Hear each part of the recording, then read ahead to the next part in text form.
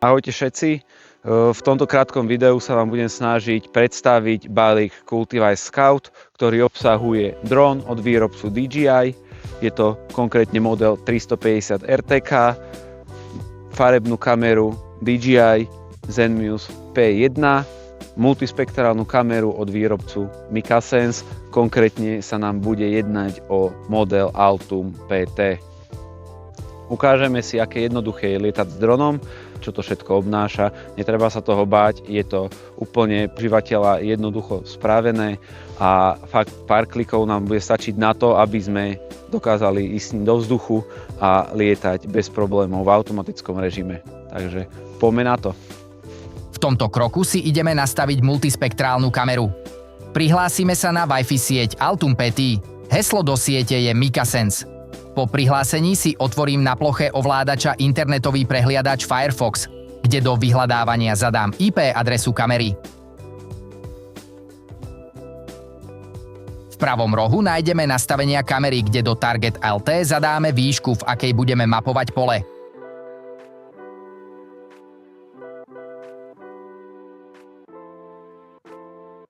A do Target Alt Tolerance zadáme plus mínus toleranciu výšky. Nezabudni uložiť zeleným tlačítkom Save. Pokračujeme nižšie, kde otvoríme Storage and Firmware. Táto funkcia nám slúži na formátovanie pamäťovej karty. Multispektrálnu kameru máme nastavenú a pokračujeme v plánovaní misie. Zmeníme si Wi-Fi pripojenie. Otvoríme aplikáciu DJI Pilot. Zvolíme Flight Route. Vyberieme Create a Route a následne Area Route. Zobrazí sa nám poloha dronu a začínam s kreslením hranice poľa. V ľavom hornom rohu potvrdím a dostávam sa do nastavení mapovacej misie. Vyberám Route Altitude, kde znovu zadám výšku letu, v akej budem mapovať pole. Rýchlosť letu zadávam podľa inštrukcií z nášho leteckého manuálu. Prechádzam do Advanced Settings, kde zmením prekryt kamery na 70. Pozor Photomode zmením na Distance.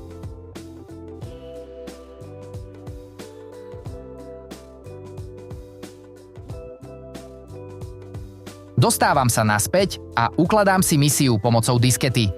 Ďalej si ukážeme, ako nastavíme RGB kameru. Režim snímania, manuál, ISO automatické, rýchlosť uzávierky 1:2000. Prechádzam do nastavení, vyberám formát snímky RAW a už len naformátujeme kartu a kameru máme pripravenú.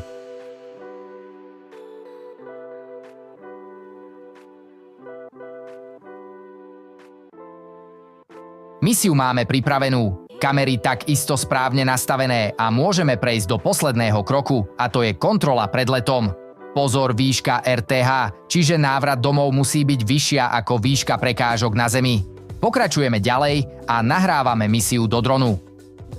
Čiže sme pripravení jedným stlačením gombíka letieť do vzduchu a mapovať pole.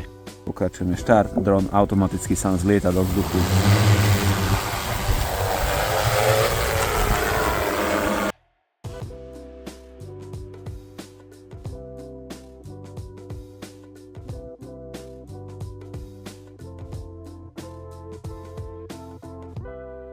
Takže môžeme vidieť, že dron skončil misiu, mapovaciu, pristáva a ja zase bez rúk, bez ničoho, v automatickom režime dron sám pristáva na zem, bez žiadnych problémov, skade vzlietol, tak tam aj pristane.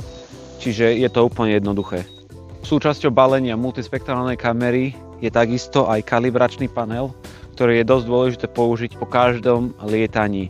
Čiže teraz sme dolietali s dronom, ja si ten kalibračný panel zoberiem, otvorím ho, pokladám ho na zem, dron zoberiem do ruky, dávam si pozor, aby som si nevytváral tieň. Zo spodku multispektrálnej kamery sa nachádza tlačítko, ja si spravím kalibračnú fotku,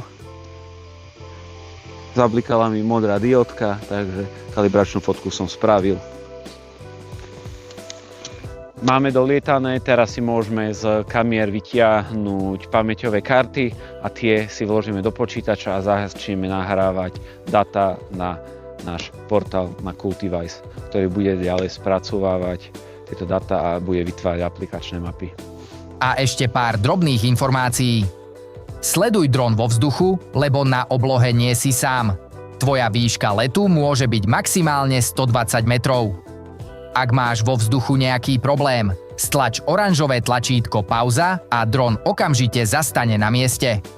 Zvoľ si správne miesto vzletu. Riaď sa našim leteckým manuálom, kde nájdeš správne údaje o výškach a rýchlosti, akou môžeš lietať. Keď naše odporúčania nedodržíš, hrozí, že tvoje data budú chybné a my nebudeme ďalej vedieť s nimi pracovať. Cultivize niekedy je menej viac.